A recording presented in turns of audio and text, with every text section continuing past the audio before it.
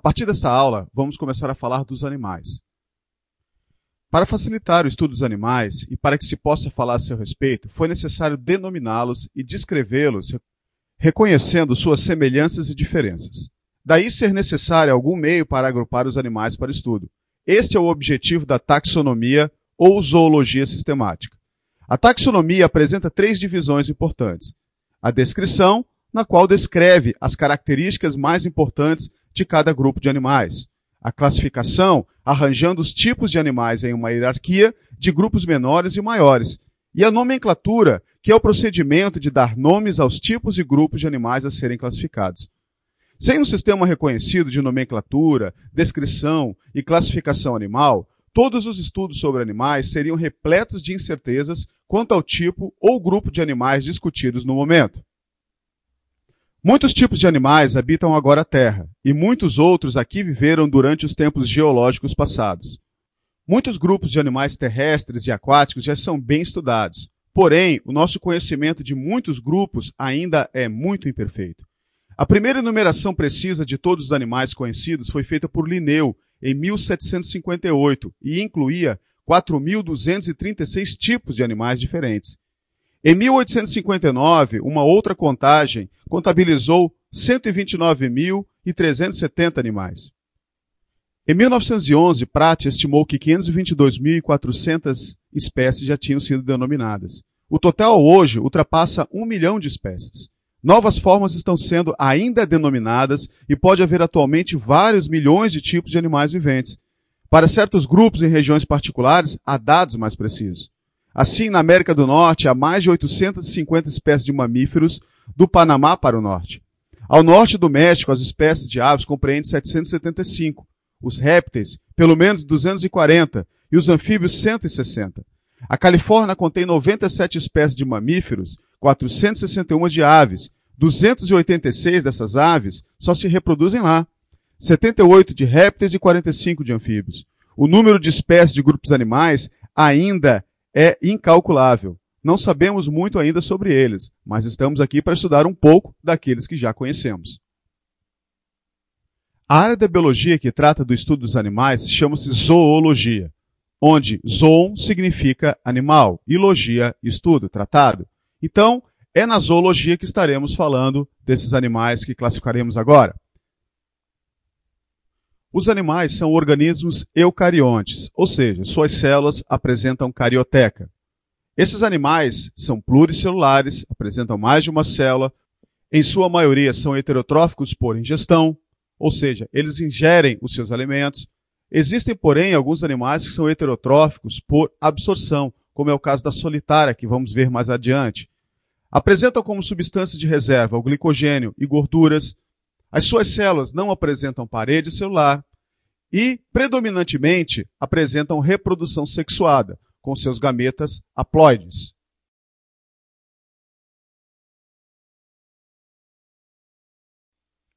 A evolução dos animais foi fortemente marcada por sua estratégia alimentar, que é heterotrófica. Desenvolveram-se estruturas corporais especializadas em localizar e capturar alimento e também um sistema nervoso que coordenava essas e outras atividades. Durante a evolução desses animais, houve um grande aumento da complexidade corporal, surgindo sistemas de órgãos especializados na digestão, na respiração, na excreção e na reprodução, entre outros. A presença e estrutura desses órgãos e sistemas variam nas diferentes espécies, constituindo o principal critério para sua classificação. De acordo com a organização básica do corpo, os animais são classificados em mais de 35 filos. Porém, estudaremos apenas os filos mais expressivos, que se destacam pelo número de espécies ou pelo sucesso em povoar os diferentes ambientes da Terra. Destes 35, serão estudados 9 filos. Além das características particulares de cada grupo, estaremos estudando pelo menos 7 características embrionárias. E para facilitar o estudo dessas características, basta nós sabermos sempre o momento de transição entre um grupo de organismos e outro. A partir do momento que acontece a mudança de uma característica, essa mudança geralmente vai persistir até o final de toda a classificação. Dentre essas características estão incluídas a presença de tecidos verdadeiros, o número de tecidos embrionários, a presença do celoma, o destino da estrutura denominada blastóporo, a presença do sistema neuromuscular, a simetria e, em alguns casos, a metameria. Para cada característica dessas, estaremos explicando ao longo das aulas. E quais são os filos mais importantes que estaremos estudando? Poríferos, quinidários ou selenterados, os plateumintos, os asqueumintos ou nematódios, os anelídeos, os moluscos, os artrópodos, os equinodermos e o grupo dos cordados. Então vamos lá. Vamos falar do primeiro grupo, o grupo dos poríferos, filo porífera. As esponjas são animais de características primitivas, mas a estratégia evolutiva delas é inegavelmente bem-sucedida, pois esse grupo de animais foi um dos primeiros a se formar e é abundantemente até hoje. As esponjas constituem o filo porífera, do grego poris, poro, e foros, portador, que significa poroso, portador de poros, esponjoso. Também são denominados espongiários ou poríferos. Vamos falar então das suas características embrionárias. Bom, as esponjas são os únicos organismos parazoários deste nosso estudo. Parazoário significa ao lado dos animais. Neste caso, esses animais não apresentam tecidos verdadeiros. São os únicos que não vão apresentar essa característica de tecido verdadeiro. A partir do próximo grupo que estudaremos, que é o grupo dos quinidários, todos os animais serão chamados de eumetazoários, ou seja, já apresentarão tecidos verdadeiros. São os animais verdadeiros. Esses animais poríferos são diblásticos, apresentam dois tecidos embrionários, ectoderme e endoderme. Eles não apresentam celoma, não apresentam boca ou ânus, vamos falar depois da alimentação deles, não apresentam sistema nervoso nem muscular, portanto, são chamados de aneuromiários. É o único grupo também sem tecido nervoso ou muscular. A sua simetria é radial ou não apresenta simetria em seu corpo. Sempre lembrando, a simetria é a descrição externa do corpo do animal. Como ele pode ser dividido? Em quantos planos ele pode ser dividido?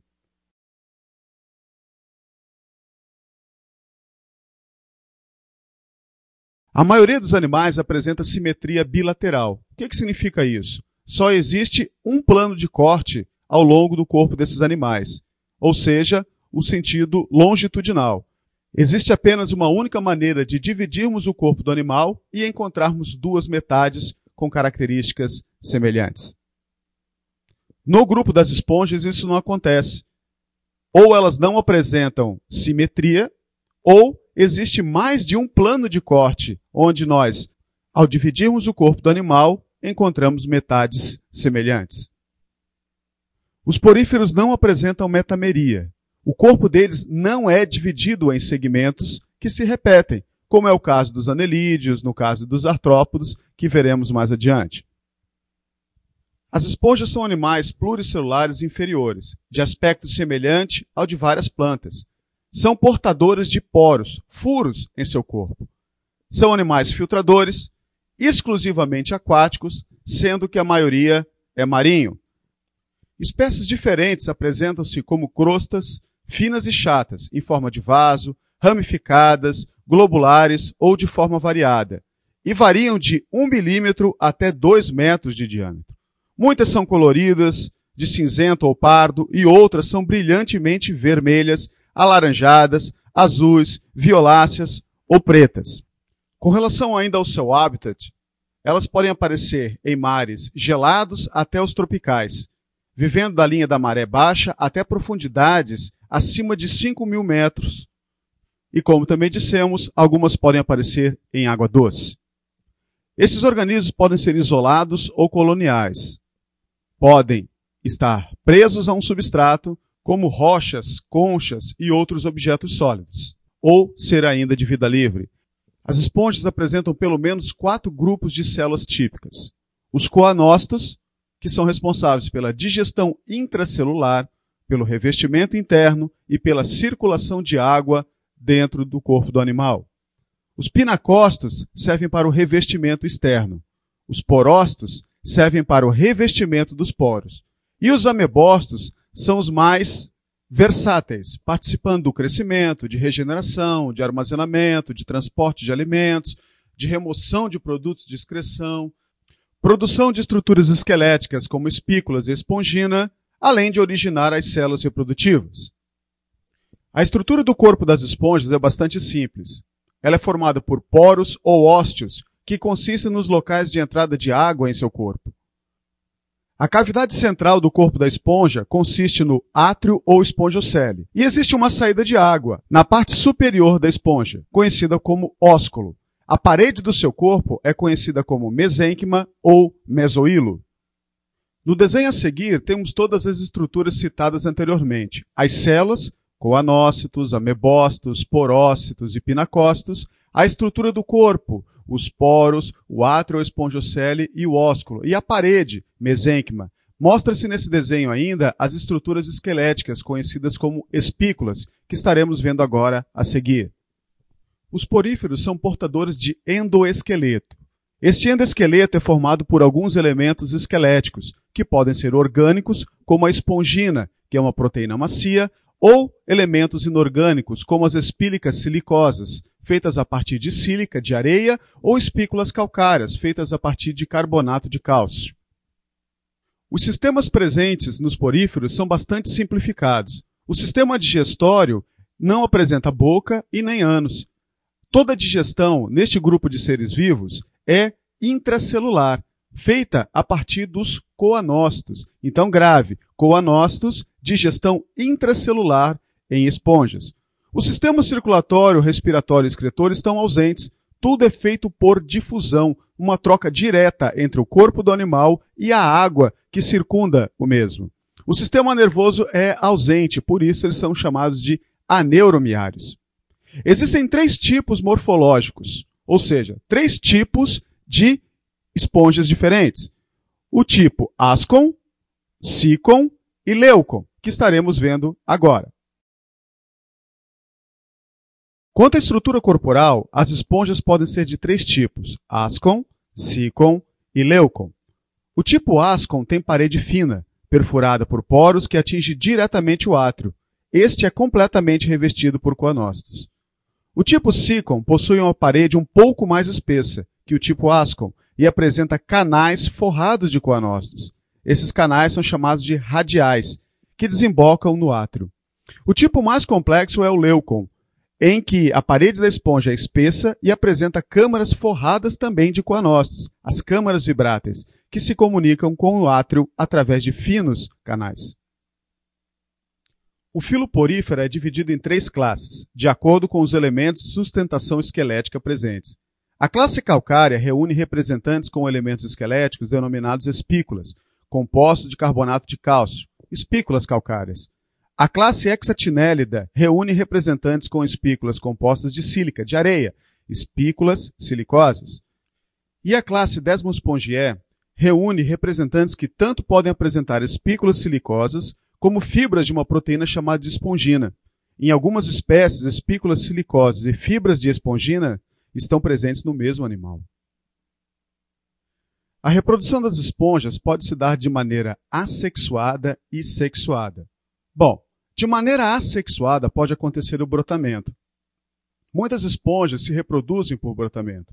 Formam-se expansões ou brotos na superfície da esponja-mãe, que podem se separar ou não do organismo genitor e constituir novos indivíduos. O brotamento, sem a posterior separação dos brotos, leva à formação e ao crescimento de uma colônia. Se houver a separação, acontecerá a formação de esponjas isoladas. Pode acontecer também a gemulação. A gemulação está mais para uma forma de resistência do que um tipo de reprodução em si. Certas esponjas de água doce formam estruturas denominadas gêmulas. Essas gêmulas consistem de um pequeno pacote de amebócitos, englobados por um envoltório resistente que contém espículas. As gêmulas são capazes de resistir à falta de água durante uma estação seca prolongada, em que o lago ou o rio onde a esponja vive seca por completo, até que retorne às condições de umidade favoráveis, quando os amebócitos se libertarão do envoltório e então, assim, originarão uma nova esponja. Pode acontecer também a regeneração. Primeiro acontece uma fragmentação, em seguida de uma regeneração. A elevada capacidade de regeneração, apresentada por essas esponjas, permitem que seus fragmentos, eventualmente separados, possam estar assim originando novas esponjas. Com relação à reprodução sexuada, a maioria das esponjas apresenta esse tipo de reprodução. Algumas espécies são hermafroditas ou monóicas, isto é, o mesmo indivíduo forma gametas masculinos e femininos, enquanto outras são dioicas. Os indivíduos apresentam sexos separados. Tanto os óvulos como os espermatozoides são formados a partir dos amebócitos. Os espermatozoides são liberados na água, enquanto os óvulos ficam presos à parede do corpo da esponja. Então, os espermatozoides deverão nadar ativamente para dentro do átrio da esponja fêmea, onde penetrarão na parede do corpo e assim os óvulos serão fecundados. O zigoto, assim formado, se multiplica originando uma pequena bola de células flageladas, que se transformarão em uma larva, que em algumas espécies é a parenquímula e em outras a anfiblástula. A larva anfiblástula é um estágio jovem da futura esponja. Ela vai se libertar da parede do corpo, atingindo o exterior através do ósculo. Após um período de natação, a anfiblástula se fixará novamente a um substrato submerso, onde estará assim originando uma nova esponja. Pelo fato de acontecer um estágio larval entre o zigoto e o adulto, nós dizemos que as esponjas, então, apresentam um desenvolvimento indireto. E aqui estão alguns representantes desses belos seres. São pelo menos 5.000 esponjas diferentes encontradas em nossa natureza. O próximo filo que vamos estudar é o dos quinidários, também chamados selenterados. Eles apresentam um grau de organização corporal um pouco maior do que os das esponjas. Os quinidários são os primeiros animais na escala zoológica a apresentar uma cavidade digestiva na qual ocorrerá parte da digestão dos alimentos. Essa é a razão de serem conhecidos também como selenterados, portadores de uma cavidade intestinal. Os representantes mais populares deste filo que estudaremos agora são as águas-vivas. Esses animais são bem conhecidos porque causam queimaduras e irritações dolorosas na pele, devido a um tipo de célula que possuem, o quinidócito. O termo quinidária refere-se exatamente às propriedades urticantes dessas células.